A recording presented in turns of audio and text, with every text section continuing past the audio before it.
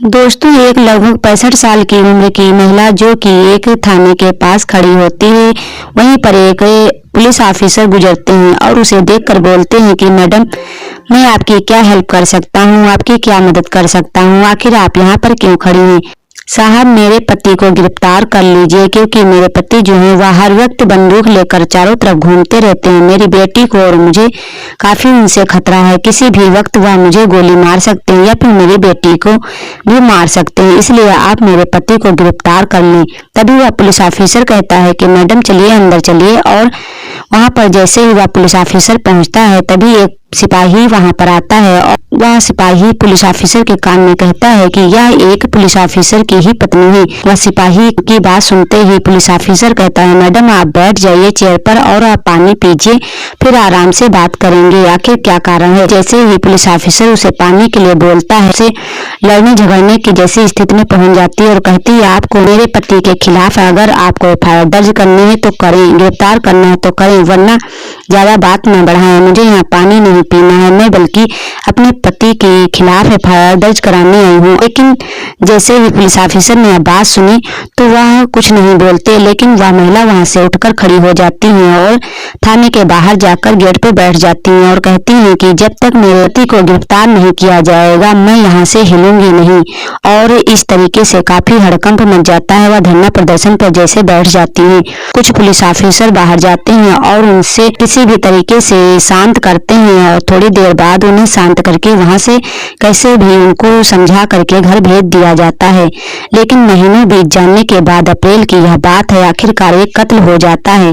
आखिर यह कत्ल क्यों हुआ और इस कत्ल के पीछे क्या कारण है और वह महिला आखिर क्यों अपने पति को गिरफ्तार कराने के लिए इतना प्रयास कर रही थी, आइए जानते हैं इस कहानी में पूरी जानकारी। यह कहानी सुनने के बाद आपके भी रोंगटे खड़े हो जाएंगे। तो सच्ची घटना मैं आपको सुनाने जा रही हूँ। ये सच्ची घटना है कर्नाटक प्रदेश की राजधानी बेंगलुरु में। पुलिस कंट्रोल रूम में एक फोन पहुंचता है 112 नंबर पर। यह फोन पहुंचता है 20 अप्रैल 2025 की शाम लगभग 4:30 बजे।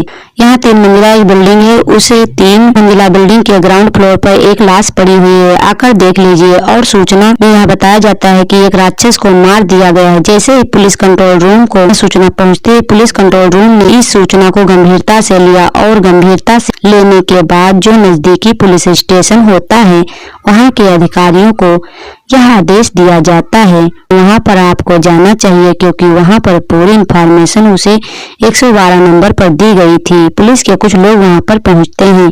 अधिकारी वहां जाने के बाद दरवाजा खुलवाते हैं और दरवाजा खुलवाने के बाद देखते हैं कि एक वाकई लाश पड़ी हुई है जो कि चादर से लिपटी हुई थी। उसके पास एक चाकू पड़ा हुआ है और पास ही में एक बोतल पड़ी हुई है। ऐसा लग रहा था उसे देखकर जैसे क्या इस चाकू इस बोतल से उस हत्या को अंजाम दिया गया है। लगभग 68 साल के आसपास का एक बुजुर्ग व्यक्ति होता है। अब इसके बारे में यह पता चलता है, जानकारी जुटाई जा रही थी। दरअसल बिहार प्रदेश का रहने वाला व्यक्ति जिसका नाम ओम प्रकाश होता है, ओम प्रकाश जी ने जो प्रारंभिक शिक्षा थी वो गांव में हासिल की। उसके बाद उत्तर प्रदेश के बीएचयू बनारस विश्वविद्यालय में जाते हैं और वहां से उच्च शिक्षा प्राप्त करते हैं और उसके बाद वह तैयारी में जुट जाते हैं। यूपीएससी की साल 2081 की बात है। यूपीएससी का एग्जाम क्लियर कर लेते हैं और यूपीएससी का एग्जाम क्लियर करने के बाद आईपीएस ऑफिसर चुन लिए जाते हैं और उनका सिलेक्शन कर्नाटक में हो जाता है। तो ट्रेनिंग के बाद उनको एसपी के रूम में तैनात कर दिया जाता है और वह अपनी नौकरी आराम से करना शुरू कर देते हैं। धीरे धीरे वक्त बढ़ने लगता है, एक बेटा पैदा होता है, एक बेटी पैदा होती है और शादी हो जाती है। जिंदगी भी ठीक ठाक चल रही थी और 1 मार्च 2015 को कर्नाटक प्रदेश का इन्हें सबसे बड़ा पद यानी कि डीजीपी बना दिया जाता है और यहाँ डीजीपी रहते हुए 31 मार्च 2017 को अपने पद से रिटायर हो जाते हैं। अब रिटायर होने के बाद यह तो इनके बारे में जो जानकारी थी, जो लाश पड़ी हुई है, उसके बारे में पता चल जाता है कि यह कर्नाटक प्रदेश के पूर्व डीजीपी रहे हैं और सबसे बड़े अधिकारी के रूप में इनकी पोस्टिंग रही है। जानकारी जुटाने की पुलिस कोशिश कर रही थी तो प्राथमिक जांच में यह पता चलता है 20 अप्रैल 2025 को दोपहर करीब 1:30 बजे के आसपास का वक्त हो रहा था। यह अपने घर पर खाना खाने के लिए वह बैठे हुए थे तो इन खाने में इनके लिए 2 तरह की मछलियां परोसी गई थी। अब ये आराम से खाना खा रहे हैं। पत्नी इनके सामने बैठी हुई। अचानक से उनकी पत्नी इनकी आंखों में मिर्ची का जो पाउडर था उस पाउडर को उनकी आंख में झोंक देती हैं। जैसे ही आंखों में मिर्ची का पाउडर जाता है, पूर्व डीजीपी ओम प्रकाश परेशान हो जाते हैं, छटपटाने लगते हैं, जल्दी से वहां से उठते हैं और इधर उधर भागने लगते हैं। इसी बीच में जो मीडिया रिपोर्ट आती है और प्रथम जांच जो सामने आती है, रिपोर्ट के अनुसार जो उसमें बताया गया है कि उसमें पता चलता है कि जो उनकी पत्नी होती है, नाम उनका पल्लवी होता है और उनके हाथ में चाकू होता है। बोतल का भी इस्तेमाल किया गया था और एक के बाद एक उन्होंने गर्दन, पेट और सीने पर लगातार ताबड़तोड़ एक के बाद एक वार कर रही थी। लगभग 12 वार किए गए थे और 12 वार में वो जमीन पर गिर जाते हैं। जमीन पर गिरने के बाद उनको उनकी पत्नी तसल्ली से देखती रहती है कि जिंदा हैं या मर चुके हैं, या फिर यूं कहें कि उनकी जब तक सांसें चली तब तक वह उनके पास बैठी रही कि कब उनकी जान जाए तो वह शांत हो। ये और थोड़ी देर बाद उनकी सांसें थम चुकी थी। जब तक उनके प्राण निकल नहीं गए थे, उनकी सांसें थम नहीं गई थी, तब तक पत्नी आराम से बैठकर देख रही थी। बताया यह भी जाता है कि उस वक्त उनकी बेटी भी कृति, जिसका नाम होता है, वो भी मौके पर ही मौजूद होती है। आखिरकार जब माँ और बेटी ने यह पूरी तरह से तसल्ली कर लिया कि यह बिल्कुल मर चुका है, अब इसकी सारी सांसें थम चुकी हैं, तब वहां से वो अपने कमरे में जाकर खुद को बंद कर लेती हैं। अंदर से बंद करने के बाद यहाँ से वो आराम से उसे देख रही होती हैं। देखने के बाद जब काफी वक्त बीत जाता है, 1 आध घंटे का समय बीत जाता है, लगभग 4:30 बजे के आसपास यह दावा किया जाता है कि बताया जा रहा है कि इसी घर से फोन पहुंचता है और फोन पहुंचने के बाद 112 नंबर को यह सूचना दी जाती है और बताया जाता है कि राक्षस का अंत कर दिया गया है।